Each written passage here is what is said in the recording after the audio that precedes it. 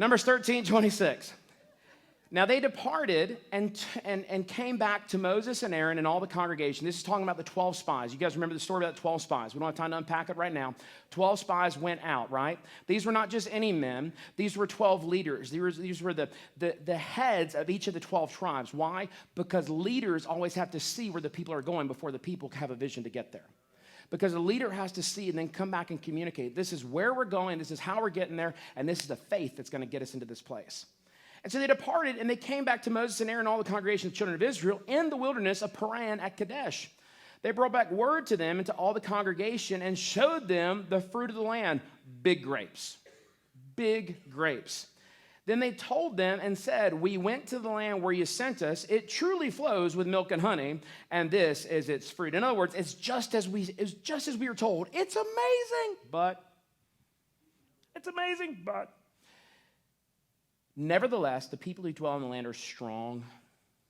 The people who dwell in the land are strong. And see, what happened was they started to see themselves as weak and started to see them as strong.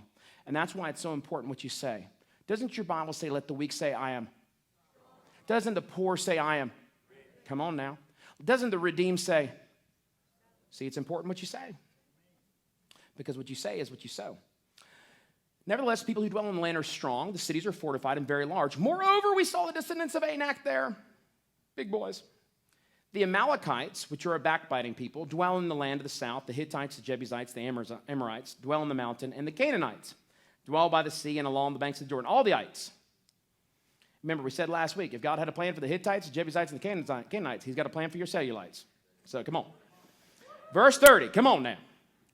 Then Caleb quieted the people before Moses and said, let us go up at once and take possession, for we are well able to overcome. But the men who had gone up with him said, we are not able to go up against the people, for they are stronger than we. There had been no test of strength up until now. It was all in what they believed, how they saw, and then what they said. Because your belief is connected to how you see, and what you see, you often say. We speak out of our reflection. They gave the children of Israel a bad report of the land which they had spied out, saying, the land through which we have gone as spies is a land that devours its inhabitants, and all the people whom we saw in it are men of great stature. There we saw the giants, the descendants of Anak, came from down there, and we were like grasshoppers in our sight, and so we were in theirs. You know, and it's interesting. Here you see, when you look at the bad report, it says, listen, they devour its inhabitants, but they are many. Do you see how that's a conflicting statement? They are men of great stature, and they are too numerous to number, yet they devour their inhabitants. You know what that tells me? Is fear is irrational. And when you begin to start making excuses, facts and truth no longer have a place in what you're about to say. Because when fear has a voice, it'll lie in whatever way it needs to get its point across to get you to back away from the battle you've already called to win. And so I wonder what this was like. How did they know that the sons of Anak saw them as grasshoppers? I mean, was there an interview process where they're like, hey, listen, we've come to spy out the land, and we know you were here. We're probably not going to come because even though this is flowing milk and honey, it looks a little too hard for us. But we have to bring back a report of the land. So, Mr. Anak, what would you say?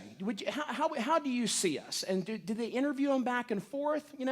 What do you see? Well, no, grasshoppers? Perfect. That's what we saw too. We'll take that back to the people. No, this is what it was. The way they saw themselves, they projected on their circumstance. And see, what you believe about you is what you portray about you in the lives of those around you. Do you see yourself as more than a conqueror? Do you see yourself as an overcomer? Do you see yourself as a mighty one? Because God does. Listen, if we could get just a glimpse of how God sees us, it would change how the world sees him. Caleb and Joshua, of course, stand up in verse 7. They said, the land we passed through to spy out is exceedingly good. If the Lord delights in us, then he will bring us into the land and give it to us, a land which flows with milk and honey. See, the 10 were looking at their ability. The 2 were looking at God's. Verse 9, only do not rebel against the Lord, nor fear the people of the land, for they are our bread. Their protection has departed from them, and the Lord is with us. Do not fear them. Verse 10 says, all the congregation said to stone them with stones. Now the glory of the Lord appeared in the tabernacle of meeting before the children of Israel. You know, and oftentimes this happens. When you become the voice of faith in your community or in your surrounding, not everybody's going to like what you say. In fact, some people are going to try to hurt you with their words to try to shut down faith so that they can continue to remain comfortable in a place of fear. See, these 10 were content to live in the wilderness and never to enter the promise because what could be was too great. But at least they knew where they were. We're not called to stay where we are. We're called to enter into all that God has promised us. Now, I want to ask you a quick question. Who was right? Whose report was right? Out of the 10 and out of the 2, who votes that the 10 spies were right? Who votes that the 2 spies were right? Trick question. They both were. Because if you believe you can't enter into what God has promised to take you, you're right. An entire generation died in the wilderness because they believed that they couldn't.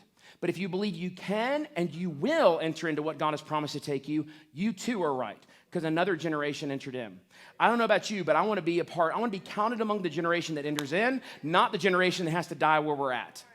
And I believe it's based on what we believe and what we see and what we say. The difference is in whose report are you going to believe? Are you going to believe the report of those around you, or are you going to believe the report of the one who is within you? They had a belief based on what they saw in the natural, and that led to what they said. Even Jesus said, "Let it be unto you according to your faith," but your faith is determined by what you hear and therefore what you believe. That's why we have to be careful what we hear and how we hear, and sometimes the best thing you can do is say, "Shut up." Anybody got any friends you need to say, "Shut up"? I'm going to shut up. Gosh, that spirit of truth gets us sometimes. You know what I'm saying? The world conditions you to see and then believe, and I'm telling you, if you want to have a miserable, limited life, wait to see before you believe the promises of God.